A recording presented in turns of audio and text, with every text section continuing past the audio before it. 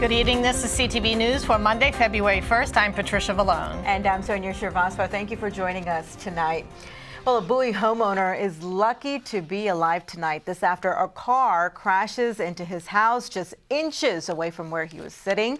I had a chance to speak with him and his partner earlier today. Dylan and his partner Betty are a little shaken up. Last night around 8 p.m., a driver with a medical emergency turned into their driveway and rear-ended this red car belonging to Betty, which then ended up doing this. Now, the homeowners here tell us that anything could have happened. What you're looking at right now was actually a shelving system that had a stereo on it. And basically, when the car bursted in, that stereo ended up on the couch right over here.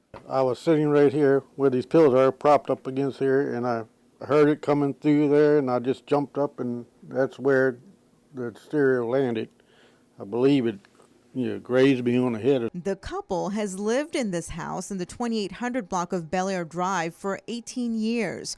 You can see the Lego pieces and children's toys scattered all over the floor. Dylan says he's just glad his granddaughter was not here at the time. This is the room we sit in to watch TV and play sometimes. And she had all these, as you see on the floor, Legos. So did you have your truck in the driveway too? The truck was sitting right there. I missed the truck. I don't know what speed he was coming up the driveway, but he didn't hit his brakes. I didn't hear no brakes or anything. He had to be going at a pretty good rate of speed. Dylan says now the plan is to get a hold of insurance inspectors so they can board up this portion of the house. Already the melting snow is causing some issues. The damage is expected to be in the thousands of dollars, but today they are just focusing on the brighter side. I was lucky that it didn't really hit the glass, pane, because that glass would have been, flying everywhere. Shattered, yeah. Lots to clean up to do there. Well, so far, no charges have been filed against the driver of the car. A second Virginia Tech student has been charged in the abduction and death of a 13-year-old girl whose body was discovered on Saturday in North Carolina at the Virginia state line. Now, according to the Washington Post, 19-year-old Natalie Keepers of Laurel was taken into custody yesterday. Investigators say she helped David Eisenhower of Columbia dispose of the teen's body. He's been charged with kidnapping Nicole Lowell from the bedroom of her Blacksburg home on Wednesday and then killing her. Now, investigators are looking into whether the victim had contact with the suspect online.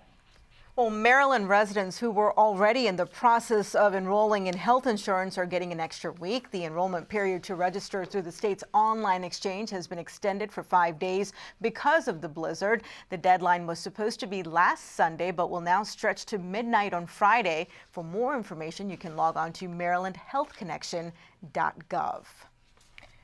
Meantime, Comptroller Peter Franchot is giving Maryland businesses a 2-week extension to file tax returns that were due January 31st. The historic snowstorm shut down many shops and organizations for several days last week. Quarterly withholding returns for the fourth quarter of 2015 will now be due by February 12th. So will international fuel tax agreement and motor fuel returns. Businesses with questions can call 1-800-638-2937.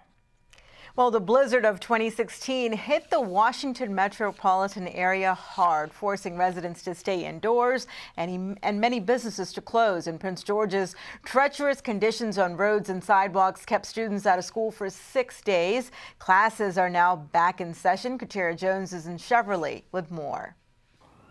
Well, students across Prince George's are back at school after having a week off due to the blizzard. This morning, as parents dropped their kids off at Gladys Noon Spellman Elementary, the streets and sidewalks are clear.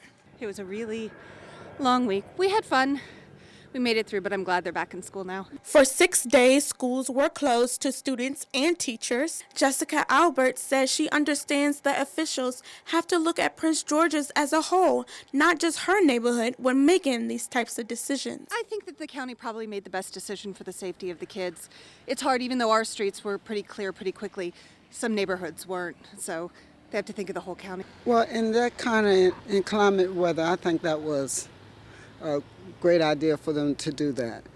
so that the kids will be safe. Now, on Friday, January 29th, PGCPS notified parents, students, and faculty that schools will open on time today, giving residents across Prince George's just a few more days to clear their sidewalks so students can get to school safely. Reporting in Cheverly, Katara Jones, CTV News. And I know those parents couldn't wait. Well, officials say that public school students will not receive second quarter report cards this Thursday. No word yet on what the rescheduled date will be. All righty, well, stay where you are. You're watching CTV News. I'm Sonia Shrivastava. And I'm Patricia Valone.